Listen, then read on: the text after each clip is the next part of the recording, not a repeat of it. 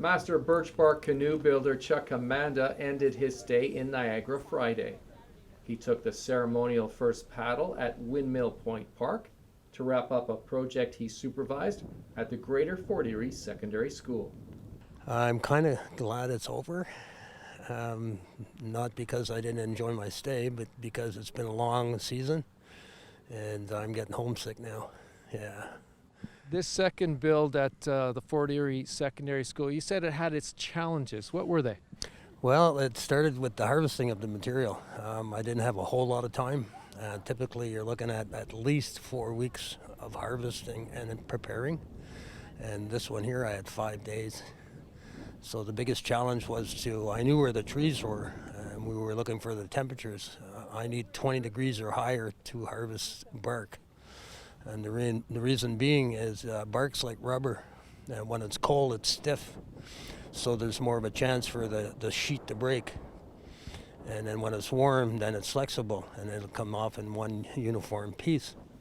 Students from DSBN schools across the region participated in the build. Most of your student builders have Indigenous roots, so what do you think the experience meant to them?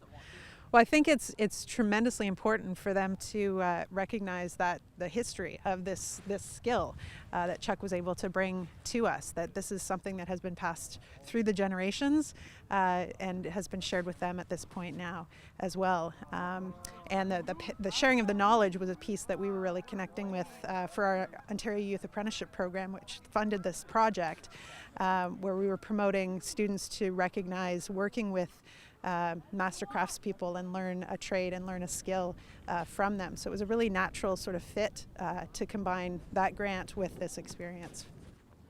The kind of hands-on crafting, you know what I mean? I don't get a lot of chances to do that sort of thing, so it was really neat, because I know, some of my ancestors maybe would have done this sort of thing, and I don't know, it was cathartic. You're just off the water. Describe the experience of getting in and paddling a canoe that you helped to build. At first I was a bit scared because it was like rickety getting in, but after a while you just gotta kind of get the hang of it, and it's not a big deal. The 2-week build was filmed by a documentary team from the school, who will now hit the edit suite to finish their project. It was a pretty good process. They were working every day. It was very complex what they were doing with they're steaming the wood, bending it, and patching up holes, and pretty much just having a good time, it seemed like, from my point of view.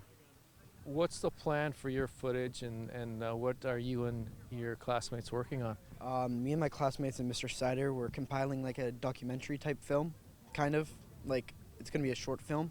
And we're going to put all the footage we've got today and the footage we've been documenting, as well as the time lapse, all together in a film to show to school and other people who want to know what happened. The canoe was named Autumn Pelche in honor of the Ontario teenager who has gained world attention for her clean water advocacy. For Chuck, it's the second canoe he built during his Niagara stay that also saw him build a canoe at the Performing Arts Centre as part of the recent Celebration of Nations. Because each canoe build is always a new set of people. For the most part, they took instructions really well, and they weren't rushed or felt rushed, and they were always patient and taking their time, is what one of the main messages in building a canoe is, especially a birch bark canoe, is you got to have that patience.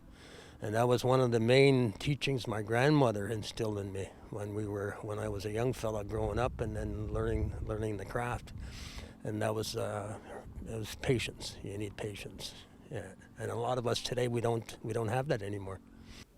Commanda will now return to his home in the Ottawa Valley, leaving students to complete traditional etching on the canoe to finalize the project. In Niagara, you're watching The Source.